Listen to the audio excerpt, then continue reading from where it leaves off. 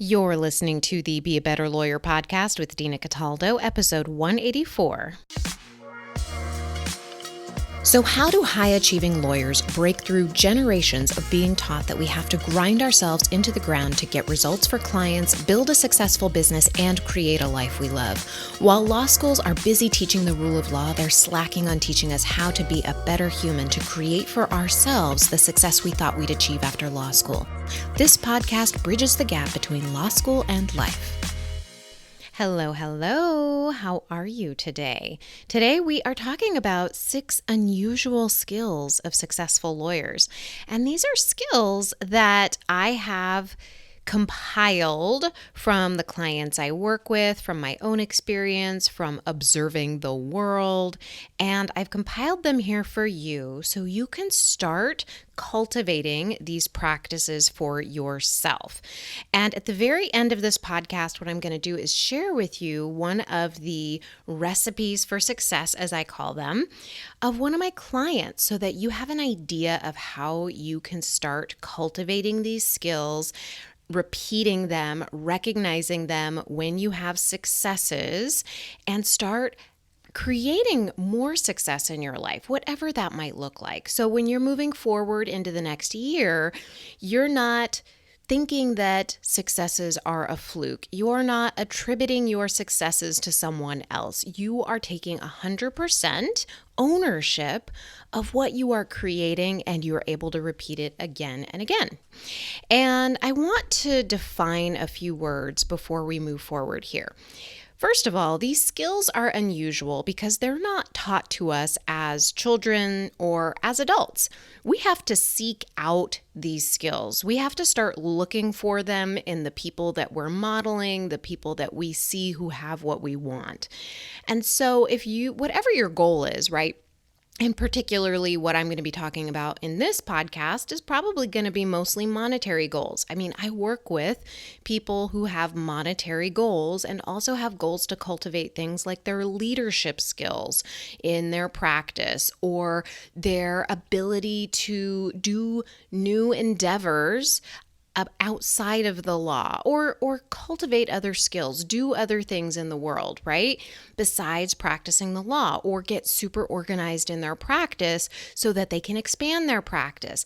So just recognize that these skills aren't just going to benefit you if you are going after a money goal, but they will benefit you there and in every area of your life where you want to excel. And once you start using these skills regularly, you'll wonder why no one ever taught us these from day one. I sought them out and now I teach them to my clients. The second word I want to define is the word skills. Skills are learnable concepts that we can make habits. That means you can learn them too. It means anyone can learn them. It just takes that paying attention to what is happening in your mind, how you are showing up every single day. And that's why it's so helpful to really show up once a week to start cultivating these, looking for these. Like, that's why I do once a week coaching calls. It's so funny because when I first discovered coaching, I was getting coaching with this person who just kind of let you do coaching calls like whenever. And I would hoard all of my sessions. Like I would do one every month or 6 weeks. And because I did that, I didn't get the benefit of retraining my mind to learn these concepts. Like it took me a couple years later when I found a coach that was like, nope, we meet every single week and we start retraining your brain. And that's why I talk to my clients every single week. It's because that is what trains our brain. That's what creates these skills, these habits, and starts getting them into our nervous system. The third word I want to define is the word success. I define success as going after what I want, liking the reasons I'm going after it, and going after it with ease instead of hustle. And really, it doesn't matter what you want. You can make it happen without the stress. I would even say that the more successful we become, however we define it, the less possible it is to achieve higher levels of success while using the same habits of hustle and grinding. It becomes even more unhealthy for us mentally and physically. And I experienced this as a trial attorney when I was really hustling. I was not sleeping well. I wasn't eating well. I was working all the time, working weekends. And I use the word working loosely because really I was exhausted and I didn't have these skills that I'm going to share with you today that will help you if you find yourself in that position now. And I just want you, like with the new year in mind, to start thinking about how do you define success? Because yeah, you could go after money, but does it really if you've got a lot of money, then why are you going after more? Just really like your why. You don't have to have any other reason besides you want to, but just so long as you really like your why and you're not doing it to prove something to yourself or to prove something to somebody else. You're not using the money as an external validation. But if you're using the money in a really clean way as just like a goalpost to show you, okay, this is me showing myself what's possible, I think that's a really clean way to approach a goal. And sometimes I'll see my clients going after a goal, and it's really more of the busy work to avoid the emotional work. We're going to talk a little bit about that today. And so when you notice yourself hustling and grinding, that is a sign that there's some kind of emotion that you might be avoiding. So I notice myself, if I'm in a worry mode, right? If I'm worrying about something, that I will work to avoid feeling the worry so I can kind of just brush it aside. So I'm disconnected from my feelings. Just notice if you are doing that, because when we are working in we're grinding through the emotions like that, and we're trying to ignore uncomfortable emotions for us instead of addressing the root cause, which is, what I talk to my clients about is what's the root cause of that worry? What's the root cause of that anxiety? Whatever the stressors are happening. If we're working to avoid those, then we are going to be taking poor action towards our goals. It's going to be the least productive action. It's going to feel horrible, and we're going to create more negative emotion in our life than is necessary. So just notice if that's happening for you. So with those definitions in mind, let's talk about the 6 habits, the 6 unusual skills of successful lawyers. All right. So when we go after what we want, our brain goes a little haywire, okay? Because we're going after something we've never created before. So this is really normal. Our brain wants to protect us. It's doing what it thinks is right in that it is kind of flashing these little danger signs, right? It tells you things well, I've never done it before. You don't know how to do it because you've never done it before. Successes are flukes. You can't repeat that. Well, that success doesn't count because it didn't turn out exactly the way you thought it should.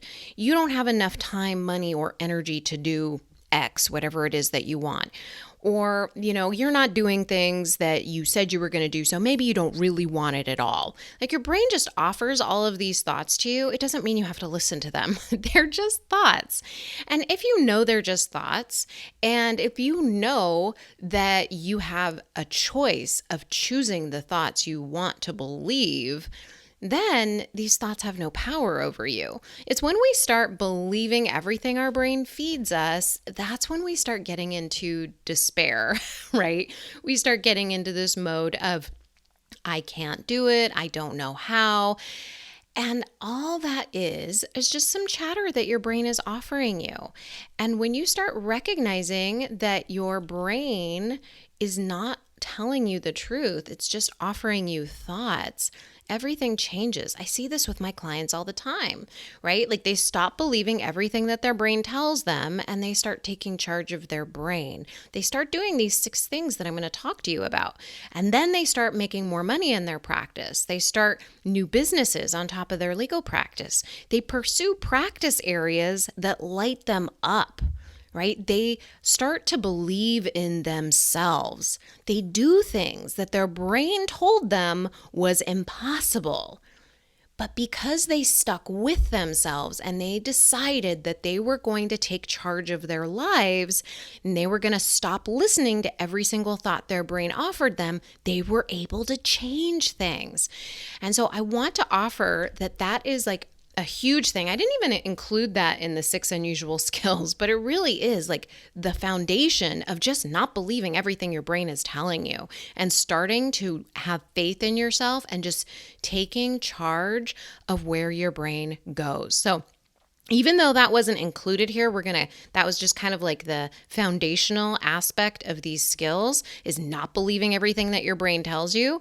What I'm going to talk about within these 6 skills is kind of like, it is how to manage your brain around successes and around failures, because failures are a necessary part of success. Failures are what we need. They are stepping stones to success. We never figure out how to do anything without the failures, because the failures are telling us like, oh, that failure, that's not how I did it. There's another way, right? We're just looking at the data and we're collecting it. So let's just jump in because I'm kind of getting ahead of myself here. Okay, so number 1, be nice to yourself.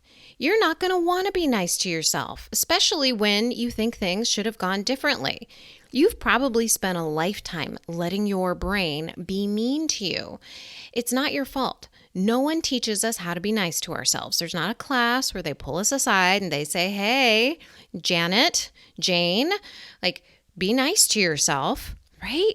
There's not a course on this. When your brain says you can't do it, that you don't know how, instead of believing it, say, hey, I know, sweetie, I know that we haven't done this before. That's okay. We're going to figure it out. Like, I picture my mean brain, right? Like the brain that's actually trying to protect me from feeling that feeling of failure, which is not a problem. We need to feel that in order to get to the next level. I picture my mean brain as a 3-year-old girl having a little tantrum. She needs something, right? She's desperately needs to feel safe. She needs to feel like she's being taken care of. And a beating is just going to make her cry. What she needs is a hug and someone to tell her that she's loved and everything is going to be okay. When you practice being kind to yourself, your brain that's kind of flashing off these danger signs because you're trying something new, because you're going after something you want that you've never gotten before, your mean brain's going to start calming down. And then you can start taking better action towards your goal because the toddler brain has settled down for a nap. So that's the first skill to learn, is just really how to talk to yourself and be kind to yourself. The second skill I want to talk to you about is calming your nervous system. Going after dreams or doing anything new causes our primal brain to fire off the danger synapses, right? It's scared you're going to be eaten, kicked out of the tribe, starved to death, all of those primal needs that need to be satisfied, that you are safe. It's starting to flash danger. It's like, hey, warning, warning. But the good news is that primal brain shares a space with our prefrontal cortex. So that means we have this unique ability within the species, right? I think species is the wrong word, right? Like the different species on our planet, we have this unique gift where we can have a conversation with our primal brain. We can recognize when our brain is going haywire and start to calm it down. So when your primal brain tells you something like you can't afford coaching, or doing a video is scary and you can't do it, right? You can ask yourself, is that really true? Will I really be kicked out of the tribe? Will I really be out on the street next month? If I pay for this thing? Or is it just going to feel uncomfortable?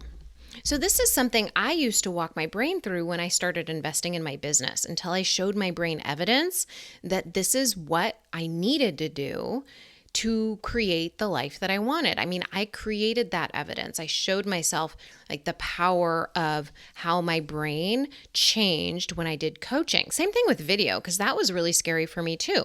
When I first started video a few years ago, I didn't want to do any of it. right? It was so unnerving to me. I could feel all the anxiety and the stress. I didn't want to do it. I avoided it. It had to be perfect or I wouldn't do it. Like the lighting had to be perfect. And if you kind of caught me at a bad moment, maybe I'd kind of snap at you because I was just so, my nervous system was so on edge that I just could not function. But what I needed to do is I needed to practice and I needed to give myself what I needed to feel safe, right? So for me with the video, that meant having a conversation with myself and saying, "Okay, look, I can control certain things. I control, I can get a light. I can control the makeup. I can control the hair, right? I can control the content and I can control how I review the content. I can control how I show up and that I show up and I'm okay with it not being perfect. In fact, if I show up perfect, it's going to sound robotic. And if I show up, being myself and maybe I mess up, that's okay. People are okay with it. People like imperfection. People relate to imperfection. And so I had to have that conversation with myself in order for me to show up on video. And lo and behold, once I started doing it, I was able to engage with people in a higher level. I was able to really show my personality. So I want to offer to you that having that conversation when you feel your nervous system start to really get shaken, it's just because you are going outside of your comfort zone. It's just your nervous system's way of trying to keep you safe. But it's not necessary in a world where you're trying to expand your business, where you're trying to expand your practice, you're trying to expand your caseload, whatever it is that you want to expand in your life. Just know that when you feel that nervousness, that fear that maybe something's gone wrong, nothing has gone wrong. You just need to use the skills that I'm talking about here to start calming your nervous system, start having a conversation with it and asking yourself, am I really in danger? Or is my nervous system just overreacting to a circumstance? Okay. The third skill that I want to talk to you about that you're probably going to be like, what? It's working less. Overworking is a trauma response. And I used to overwork and I still have to watch myself because it's like what I'm talking about here. It's not as if your thoughts about working and maybe your nervousness about video, it just automatically goes away, right? First of all, it takes practice and maybe it never goes away and that's okay. It's not a problem.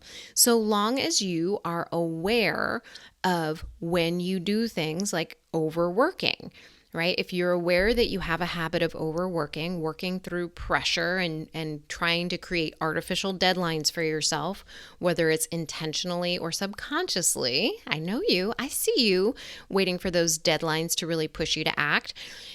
Know that you are creating that and that it is a trauma response doing that. There's something that has happened in your life where the overwork has given you some sort of benefit. Maybe it was avoiding emotion. For me, it's been maybe avoiding emotion, but usually it's to prove myself, my value as a human, right? To prove something to other people instead of proving something to myself that I can do something, right? It's a very different energy when you're working to try to prove something to someone else versus working to show yourself that you're capable. And really, I had to remind myself over and over again, like, you know what? I'm 100% valuable already. And my work has nothing to do with my worth. You've probably heard that before, but our work has absolutely nothing to do with our worth. Okay? You're 100% valuable right now. Like, it doesn't matter if you do zero work. If you're sitting on the couch and you're doing nothing, you are just as valuable as the person who's clocking 70-hour weeks in the office, right? So just know that and practice that thought, because working more isn't going to help you get ahead, right? We have this thought, a lot of us anyway, that the reason we're behind is because we're not working hard enough. Well, that's just a habit that your brain has believed over and over again, right? It's just a thought that you've thought over and over again, that the work is the solution and that you'll feel better if you work harder. So how's that going for you? If it's not, then I want to share something with you. This is what I do. Decide when you work and when you don't ahead of time. Yes, you're going to have an unexpected emergency you can't plan for at some point, and that's okay. You can plan for a lot of things.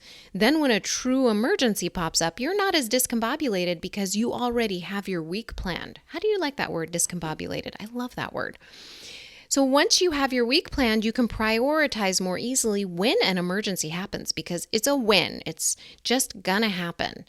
So be nice to your brain and plan your week. Go back to number 1 and be nice to yourself, okay? The first time you plan your week and you decide when you're going to work and when you're going to relax, your brain is going to be tempted to be mean to you and tell you that you need to work harder and you should be doing something and you're going to want to quit. Expect it. Treat your schedule like a scientist treats her work, like an experiment. She collects data, she sees what works and what doesn't work, and then she reconfigures the experiment and tries again until it works to her satisfaction. And this is how you make a calendar work for you and how you will learn that working less makes you more productive, not less. Okay? And if you haven't already signed up for my calendar masterclass, you can go to dinacataldo.com/calendar masterclass. And that walks you through what I do every single week so that you have a game plan for yourself. And it really synthesizes the skills that I'm talking about in this podcast in a training that talks about mastering your calendar. So I would highly recommend go to dinacataldo.com/masterclass and download that because it is going to be essential for you if you are kind of finding you are not able to create spaces for yourself not to work, okay? And even I find this challenging sometimes. Like I went on vacation recently and I noticed that I wasn't really treating it like a vacation. Like I didn't bring a fun book with me, right? I brought a business book and that should have keyed me off right away. And then looking back on it, because I do evaluations every week on my work and just like how my brain's working that week, what's going on in it, I saw like, oh yeah, that behavior showed me that my brain's kind of in this overwork mode and I need to watch it. So just kind of notice, like we're coming into the holidays, notice where your brain is telling you, I need to work more. I need to watch those seminars. I need to read those books. Like just, it's a vacation. Treat it like a vacation. Okay. Number 4. Feel your feelings. Oh my gosh, this is the worst, right? I'm talking about feeling your feelings. It's like lawyers in particular, and I was the same way, okay? We are so disconnected to our bodies, like from our bodies. And I noticed how disconnected I was when I started my yoga practice. I want to say it was, 10 years ago, a little more than that. I was so disconnected. I had no clue what people were talking about when they were talking about their feelings. Like they had no value to me because they were not related to work. Well, it turns out feelings are actually 100% related to your work and the quality of the work you're doing and the success that you have. And that's why I want to talk about this essential, unusual skill of successful lawyers. Most hyperachievers work more to avoid feeling crappy feelings like failure, disappointment, unworthiness, grief, right? And me included. But what if you didn't avoid the crappy feelings? What if you allowed them into your home like an old friend? What happens is you stop working so hard to avoid those feelings because you learn that the feelings aren't going to permanently live there and that you won't die. You're 100% safe. You learn that crappy feelings are just one part of the human experience. They're not bad. They're not wrong. They are what make you a beautiful, messy, complex human. These feelings come to the party when we go after big dreams, and that's okay. And I have conversations with lawyers who are afraid to feel their feelings. And it's really fascinating to me because I was in the same boat at one point, and to watch someone really avoid their feelings, it's like a really delicate process to help them reconnect with their bodies. So when I'm in a coaching session with a client who's very resistant to feeling, we start very general about the feelings. Like, where are you feeling the feeling in your body? And sometimes they can't feel it in their body. And so I just kind of like say, okay, well, do you feel like your breath is deep? Do you feel like your breath is shallow?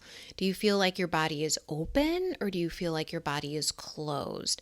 And we are really gentle about it, because if we don't practice feeling our feelings, okay, if we don't practice processing the negative emotions, right? I'm going to label them negative here because we talk about negative, but I don't like looking at them as positive or negative. They just are, right? They're just one half of the human experience is going to feel crappy and the other half is going to be amazing. What we need to do is learn how to navigate those feelings that are crappy so that we don't shut down.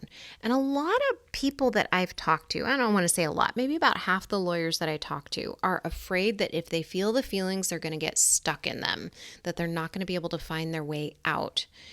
And that's 100% not true. I understand why they think that, because I found myself years ago kind of like in a pit of despair, and I thought there was just no way out of it.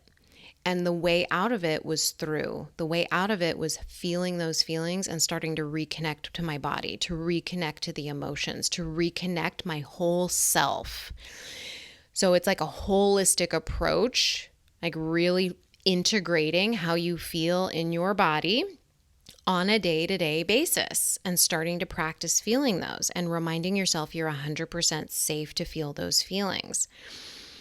The reason this is so important is because if you have these emotions, those feelings of failure, of disappointment, of despair, and you decide that you're not able to get out, right? Like you don't have the skill here of starting to feel the emotion and not be scared of it. What's going to happen is you're going to stall out and you're not going to make progress towards your goal. And it's like having your foot on the brake and trying to put your foot on the gas pedal at the same time.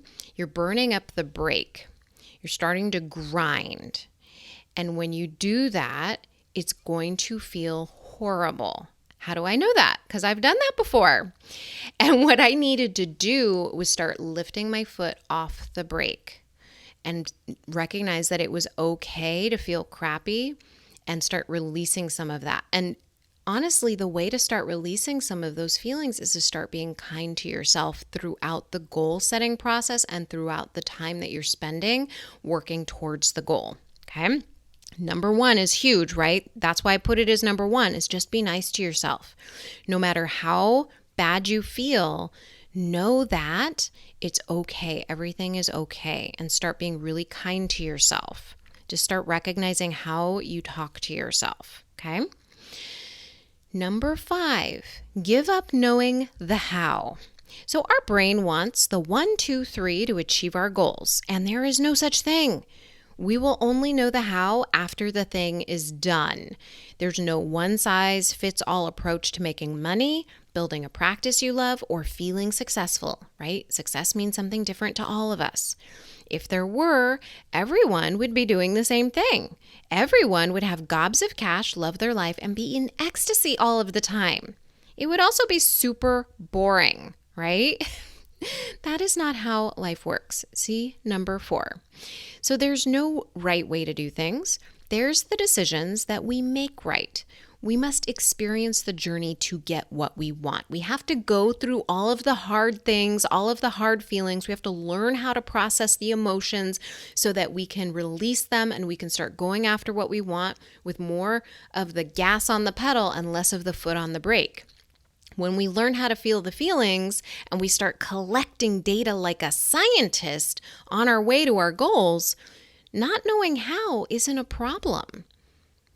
You start to put the pieces together. You start looking at them more objectively because you're not believing what your brain is telling you. You're starting to say, okay, look, this is what I want. And these are the beliefs that I know are the recipe to get there. Okay, so remember at the end, I'm going to give you a recipe that you can kind of start modeling your future self after, so you can start seeing like how this is integrated. I'll talk a little bit more about that in a second. Okay, so number 6, celebrate all of the wins. Withholding approval of yourself is not going to help you accomplish your goals faster, and it's going to make the journey to your goal filled with even more crappy feelings. Acknowledge every win along the way to your goal, no matter how small your brain wants to tell you it is, no matter what, no matter if it's trying to attribute a win to something outside of you. Celebrating wins gets your body used to getting another win and then another win. We take the best actions when we feel good. Your outlook on your goal and yourself changes. Then you can't help but make better decisions for yourself and for what is going to get you closer to your goal. A lawyer told me recently that she got a really big settlement in a case one year, and that was the only reason she hit her goal. She gave herself 0 credit for making that happen, so she couldn't teach her brain how to repeat it. She didn't have a recipe to her success that year because she did not take the time to think about how she created it, right? She couldn't teach herself how to repeat it. She couldn't see how she built the relationships, how building relationships helped her get the lead, how her work on the project helped win the case, how her relationship with counsel or with the people in the courtroom, or how she showed up every day on the case, how that contributed to her success. She made her success a fluke because she didn't celebrate it and then break down everything like a scientist.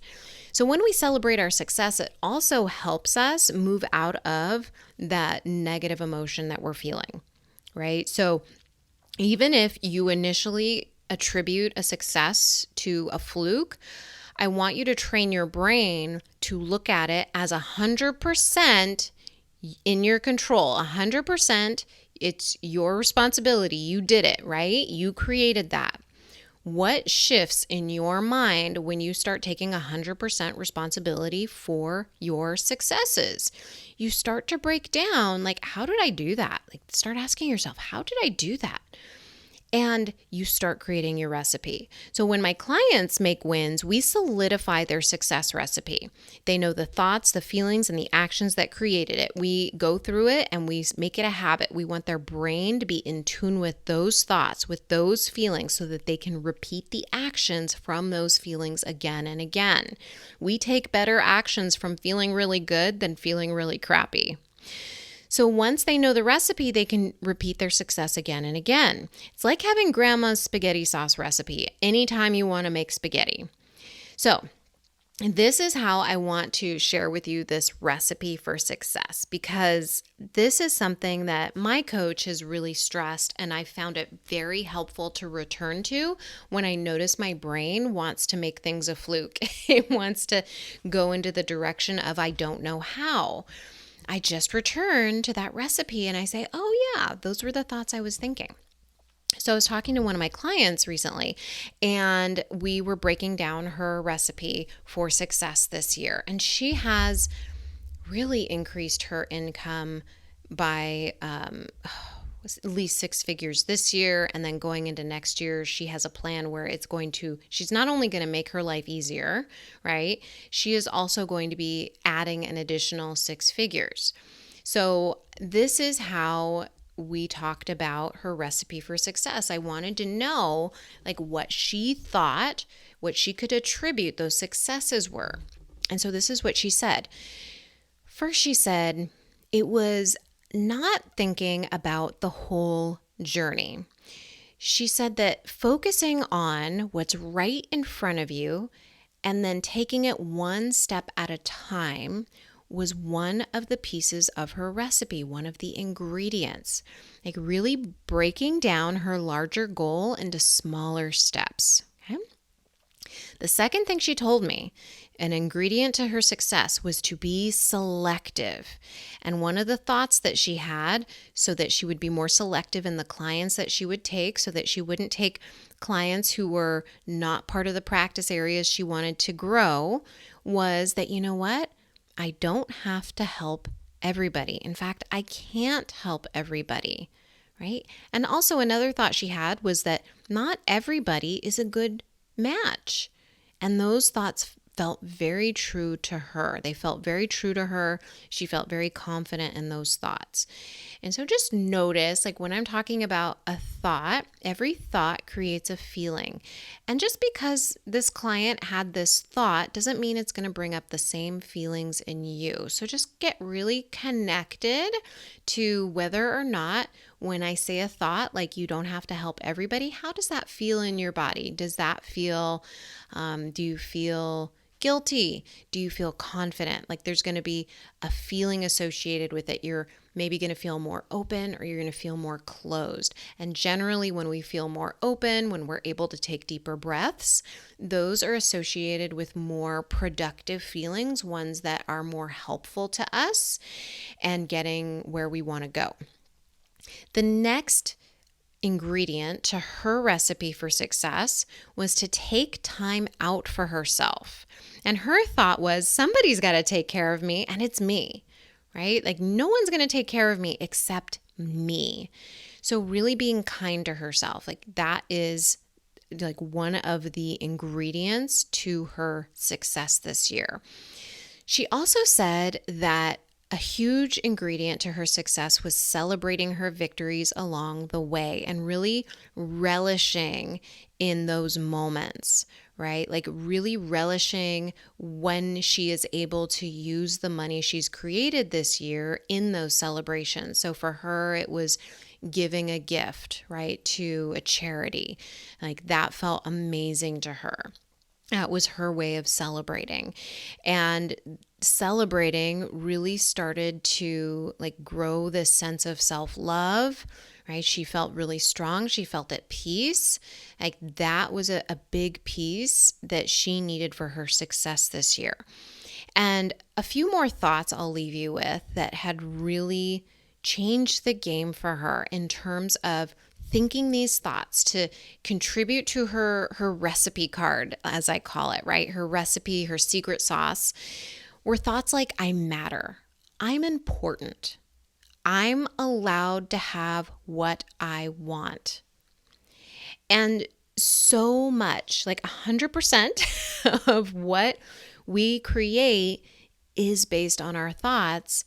And so it's so important that you're thinking thoughts along the way in your journey that are going to feed you, that are going to nourish you, that are going to take you towards your goal instead of keeping your foot on the brake, right? Like thoughts like I matter, thoughts like I'm important and I'm allowed to have what I want. That's when you can really put your foot on the gas. Those are the thoughts that are going to open you up and are really going to help you get where you want to go. And the best part of having this recipe for success is that you can use what I just said, okay? Like I highly recommend, like you go back through this podcast again and you just say, commit to yourself, like, yes, I'm going to use every single skill in this podcast and I am going to make something big happen in 2022. Like I want you to really take this to heart because it's one thing listening to this podcast on the road. It's another thing treating this like a masterclass in how to get what you want. Because once you use these skills, right, you have a foundation for a recipe for success. And I just gave you an example of a recipe that one of my clients has used to grow her practice exponentially in a way that feels really good. So take this to heart and do the work here. If you want help with this, like that's what I do. I'm here for you. You can book a call with me and we will do all of the unusual, out of the ordinary things that no one teaches us in law school that's going to help you to go after what you want and get it. You can go to dinacataldo.com/strategy session. That's dinacataldo.com/strategy session, and we'll get started right away. This is all doable. Like you can do this. I see people come to my calls, like 100% not knowing what they are capable of. And as soon as they start implementing these skills, as soon as they start going down their road, taking their journey towards what they want, everything opens up for them. They start seeing so much possibility that they never saw before. And it's just because they're starting to implement these skills that I talked about on this podcast. All right, my friend, I'm really excited for you, and I can't wait to see what you are doing, what you are up to in the new year. And if you want to share with me what you're learning on the podcast, if you want to share with me successes that you've had, I would love to hear from you. You can find me on Instagram at dina.cataldo. Tag me in your successes, like tag me listening to the podcast and tell me what you are getting from this podcast. I just love hearing from you. You can go again at dina.cataldo on Instagram. Thank you so much, and I will talk to you soon. Bye.